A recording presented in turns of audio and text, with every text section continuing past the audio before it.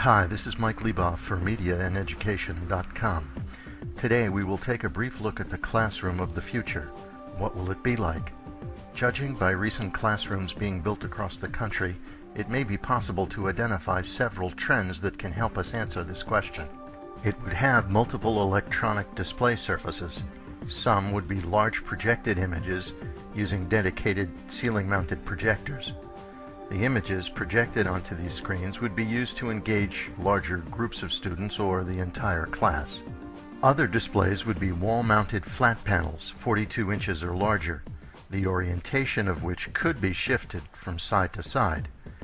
Groups of students would utilize these screens to display computer-based materials within smaller work groups. A good portion of the perimeter walls would be made up of writing surfaces. They might even be magnetic to enable them to be used as tack surfaces.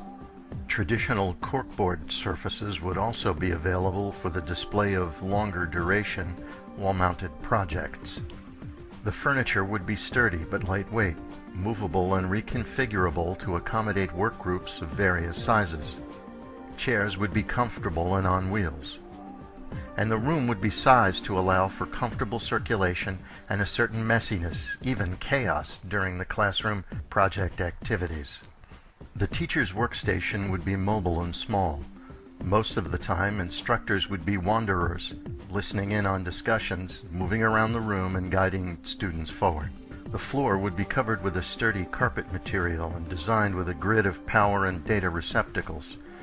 Though maintenance of these floor boxes might be more demanding, the trade-off for flexibility is well worth it.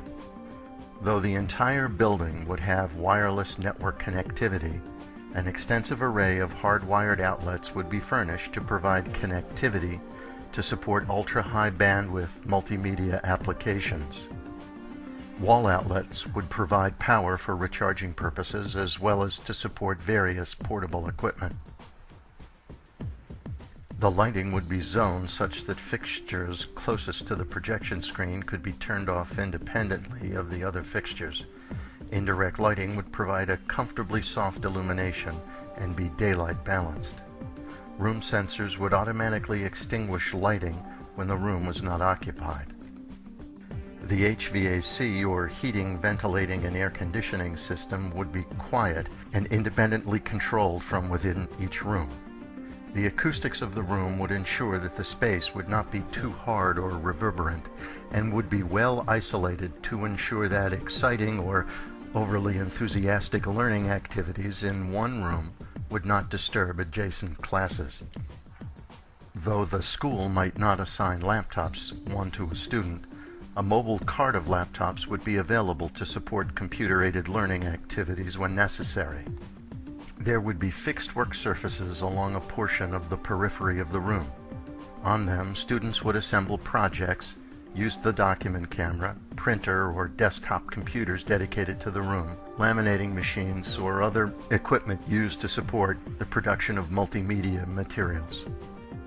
Remote control of the room's audiovisual technology would be controlled from a wireless tablet computer. Using it, teacher or student could surf the web, access network multimedia, control display devices, etc. All of the audiovisual equipment would be IP connected and allow for central monitoring, control, and remote technical support. This would, among other things, help to limit the headcount needed to support advanced technology. The room would be designed with an enclosed equipment niche which would provide access to the technology when necessary and hidden from view when appropriate. Rear access to the equipment would facilitate periodic maintenance and servicing. The room would have a dedicated PC, DVD player, provisions to receive cable and satellite as well as internet-based video programming. And the display systems would have connectivity for personal video devices, such as the video iPod.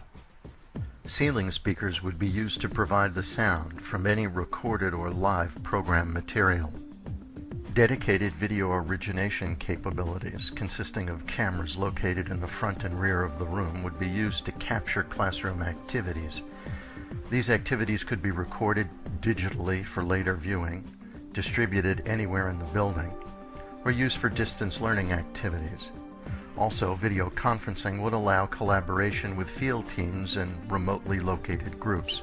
Guest lecturers would also participate this way as well.